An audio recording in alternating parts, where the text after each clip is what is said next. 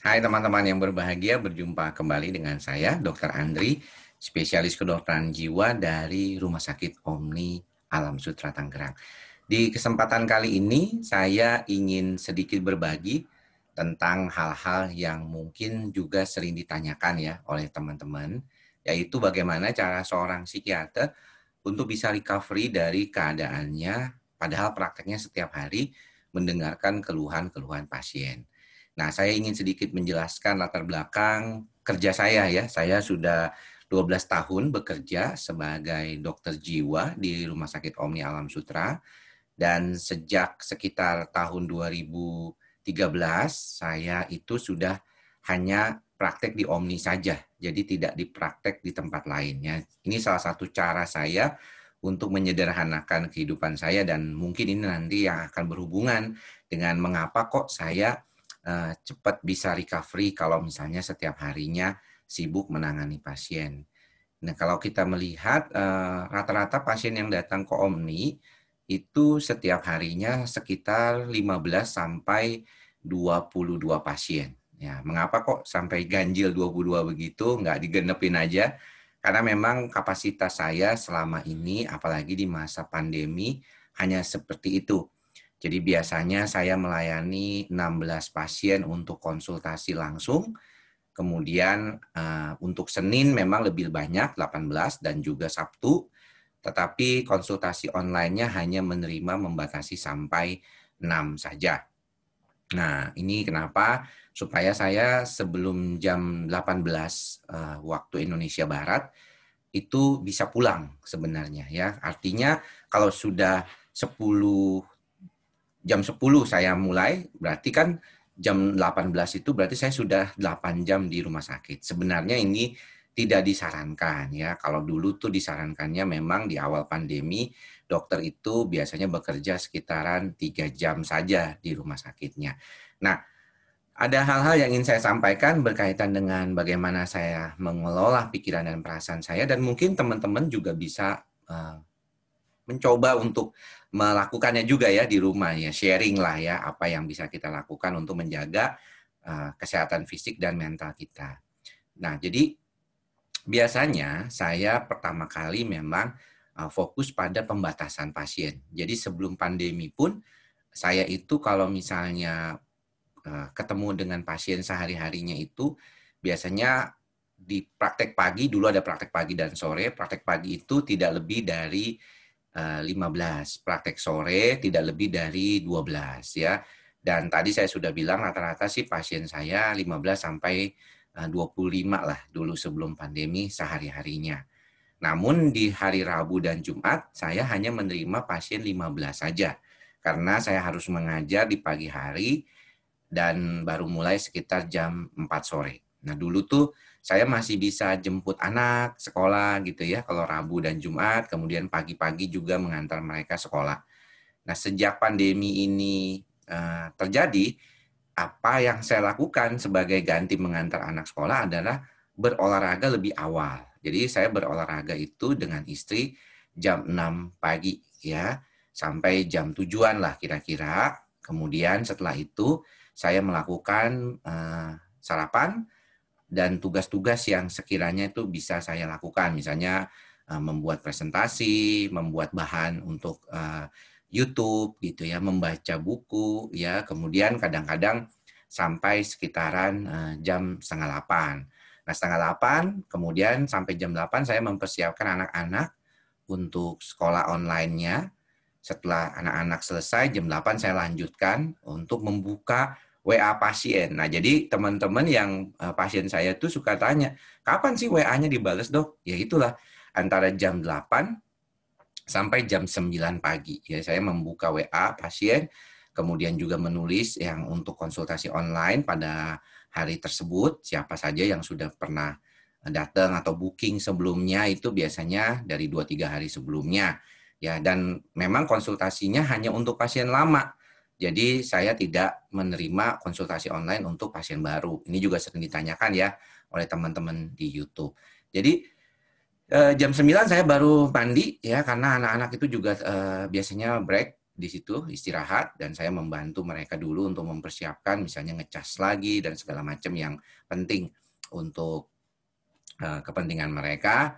Kemudian baru jam setengah 10 saya berangkat sampai di Omni sekitar jam 10 kurang 5 dan mulai praktek di jam 10.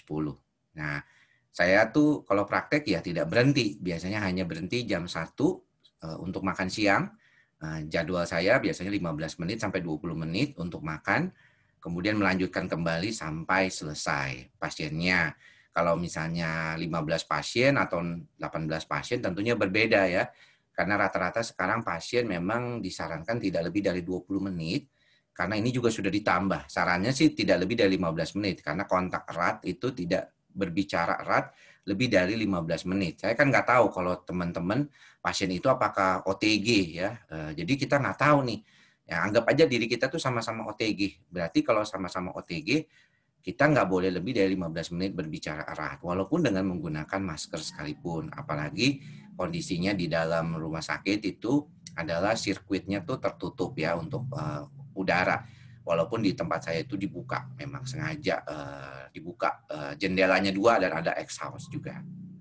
Nah, kalau pasiennya rame, seperti kayak kemarin, pasiennya rame banget gitu ya, saya biasanya itu berupaya untuk recovery segala. Itulah mengapa saya tuh tidak menerima terlalu banyak pasien totalnya ya, baik online maupun yang biasa. Pertama karena saya tidak ingin menurunkan kualitas pelayanan saya. Jadi saya ingin tetap melakukan kualitas pelayanan yang terbaik, yang bisa saya mendiagnosis dengan baik dan menterapi dengan baik, dan itu butuh waktu. Jadi satu pasien, kalau pasien baru itu 20 menit itu udah pas sekali, kalau pasien lama 15 menit sudah cukup sebenarnya. Dan inginnya kalau misalnya demikian, maka tidak lebih dari sekitaran 22 pasien sampai plus minus 7 sampai 8 jam melakukan praktek lah. Nah, ini yang sudah idealnya sebenarnya ya, sudah idealnya dengan apalagi kondisi saat ini supaya tidak kelelahan fisik dan kelelahan juga mental. Lalu kalau misalnya rame seperti semalam itu pulang sampai jam 18.30, jadi ngelewatin dari jam yang biasanya saya lakukan ya. Nah, itu gimana tuh recovery-nya? Nah, recovery-nya adalah biasanya ketika pulang ke rumah, sampai rumah sekitar jam 7, saya langsung mandi dan makan. Ya, habis itu makan sama istri, ngobrol-ngobrol sampai jam 8. Nah, di jam 8 itulah saat anak-anak sedang main ya. HP saya juga biasanya dipakai oleh mereka karena mereka biasanya main game itu hanya ketika saya pulang. Dan saya kemudian recovery. Ya, recovery-nya itu biasanya saya duduk saja, tidak ngapa-ngapain. Kadang-kadang ditambah membaca buku yang ringan, tetapi lebih banyak duduk diam. Atau misalnya biasanya itu kalau kita melihat tuh saya ya nonton lah. Dulu sih jarang nonton, sekarang aja ada Netflix, saya suka nonton sedikit satu seri gitu ya. Kemudian lebih banyak sih duduk tenang gitu ya, tiduran. Kemudian juga recovery gitu ya untuk membuat suatu kondisi yang lebih siap lagi buat kedepannya. Jadi saya sengaja untuk memperlambat gerakan-gerakan saya, memperlambat laju saya gitu. Jadi supaya lebih slowing down, pacing-nya tuh diturunin. Nah, kemudian setelah anak-anak mau tidur sekitar jam 9 seperempat, saya sengaja sedikit membuka media sosial dengan handphone tadi, atau misalnya buka WA pasien yang datang ya untuk misalnya tanya-tanya sedikit. Itulah mengapa saya juga membatasi tidak boleh nelfon ya, saya tidak menerima telepon karena memang nggak ada medical record juga di rumah, jadi nggak bakal ingat satu-satu pasien. WA-nya tidak boleh terlalu banyak, jadi yang singkat saja, karena kalau misalnya sangat detail ya silakan konsultasi sebenarnya itu ya, agak susah untuk bertanya detail di WA. Nah, maksud dari apa yang saya bicarakan kali ini adalah sebenarnya kita berupaya untuk membatasi waktu kita yang sudah singkat itu untuk hal-hal yang bisa membantu diri kita lebih baik lagi. 8 jam tidur kalau bisa, 8 jam waktu kerja, dan sisanya itu dilakukan untuk istirahat dan melakukan hal-hal lain. Ini saja kalau misalnya saya tidak menerima undangan untuk live ya. Makanya kenapa saya itu biasanya jarang tuh terima live IG seperti itu ya. Jadi saya kebanyakan tuh tidak menerima live IG atau presentasi hanya dilakukan misalnya di hari Minggu. Karena apa? Karena ya memang saya perlu cara untuk recovery diri saya sendiri supaya lebih stabil dalam bertemu pasiennya. Kan kita kepinginnya kalau ketemu sama dokter jiwanya ya dokter jiwanya juga seger, kemudian juga mampu untuk memberikan sugesti positif, ya persuasif yang baik, kemudian terapi yang benar, dan yang penting tuh diagnosisnya. Karena seringkali gitu ya, kalau kitanya terlalu lelah, nantinya kitanya sendiri bermasalah gitu dan akan membahayakan pasien. Ini yang tidak diinginkan. Kalau saya kondisinya seperti sekarang, kalau mau terima pasien yang banyak, ya saya bisa aja gitu ya, terima pasien yang banyak, cepat-cepat periksanya paling cuma 10 menit, tapi kualitas pelayanannya akan menjadi menurun. Dan akhirnya nanti saya akan malah membahayakan pasien. Ya, orang sih banyak aja, makanya kalau ditolak tuh mereka merasa kok dokternya nolak pasien sih gitu kan. Sebenarnya tujuannya itu adalah untuk membantu orang lain juga. Jadi kalau teman-teman yang pernah datang ke Omni terus ditolak gitu ya pada saat itu karena kuotanya udah kepenuhan, lebih baik ya memang berpikirnya ya udah, oh berarti Dokter Andri sedang melayani pasien lain dan supaya pelayanannya tuh lebih baik lagi. Itu yang di positifnya gitu ya, dan saya memang sengaja ingin seperti itu.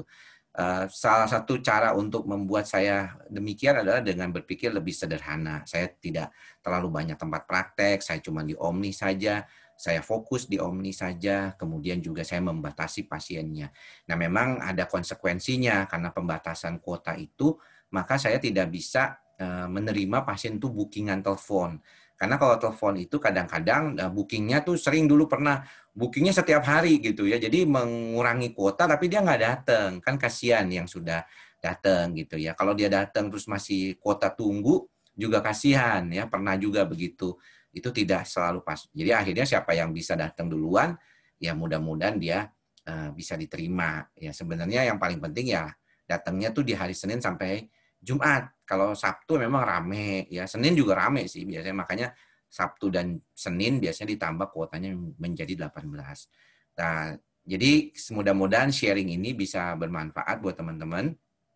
Saya memang cukup sibuk gitu ya sehari-harinya, tetapi saya upayakan punya waktu untuk meditasi, untuk relaksasi, sekitar 1 sampai 2 jam setiap harinya lah mudah-mudahan ya. Apalagi di pagi hari itu saya sih merasa lebih nyaman mengerjakan sesuatu hal yang lain ya. Sekarang sih tidak ngajar secara rutin ya, jadi lebih punya waktu lagi. Tapi ya dengan kondisi sekarang ya perlu juga menambah ilmu yang lebih baik gitu ya. Karena kan hidup bukan cuma di praktek saja. Masih ada keluarga juga yang diurusi, ada anak dan istri. Itu sih sebenarnya. Jadi terima kasih buat teman-teman yang mendengarkan dari tadi. Mudah-mudahan sharing ini bermanfaat ya, dan semoga teman-teman juga selalu berbahagia, punya cara untuk mengatasi kondisinya di dalam kehidupan teman-teman sehari-hari. Sampai bertemu lagi di lain kesempatan. Salam sehat jiwa. Bye-bye.